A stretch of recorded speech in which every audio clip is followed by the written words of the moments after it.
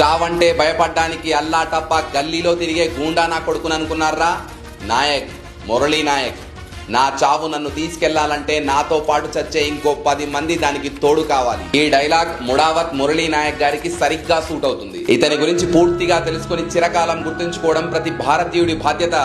అందుకే మీకు తెలిసిన ప్రతి ఒక్కరికి ఈ వీడియో షేర్ చేయండి. ముడావత్ మురళీ నాయక్ గారు 2022లో అగ్నివీర్ రిక్రూట్మెంట్ లో సెలెక్ట్ అయిన ఇతని వయస్సు 25 సంవత్సరాలు. ఇతను శ్రీరామ్ నాయక్ జ్యోతి గారులకి ఒక్కగానొక్క కొడుకు. ఇతని సత్యసాయి జిల్లా గోరెంట్ల మండలం గడ్డం తాండా పంచాయతీలోని ఒక చిన్న తాండా. శ్రీరామ్ గారు వ్యవసాయం చేస్తూ వాళ్ళమ్మ జ్యోతి గారు కూలి పనులు చేస్తూ తమ కొడుకుని చదివించారు. అగ్నివీర్ కి సెలెక్ట్ అయినప్పుడు నువ్వు మాకు ఒక్కగానొక్క కొడుకువి, ఆర్మీలో చేరొద్దు నాయనా అని చెప్తే ఒక్క రోజైనా ఆర్మీలో పని చేయాలనుందని చెప్పి తన తల్లిదండ్రుల్ని ఒప్పించారు. మే 8న ఆపరేషన్ సింధూర్ లో భాగంగా జమ్మూ కాశ్మీర్ లో LOC దగ్గర విధుల్లో చేరారు మురళీ నాయక్. మే 8న అర్ధరాత్రి 12 గంటలకు జమ్మూ కాశ్మీర్ లోని LOC వద్ద పాక్ ఆర్మీ కాల్పులు మొదలెట్టింది. దాన్ని తిప్పికొట్టేందుకు మన ఇండియన్ ఆర్మీ కూడా కాల్పులు ప్రారంభించింది. ఈ కాల్పుల్లో మురళీ చేతుల్లో శత్రు సైన్యంలోని 14 మంది పాక్ ఆర్మీ వాళ్ళు చనిపోయారు. అంతా అయిపోయిందని గర్వంతో దేశం మీసం మెలేసి వస్తుండగా వెనక నుంచి దాడి చేసి మురళీపై పాక్ ఆర్మీ కాల్పులు జరిపింది.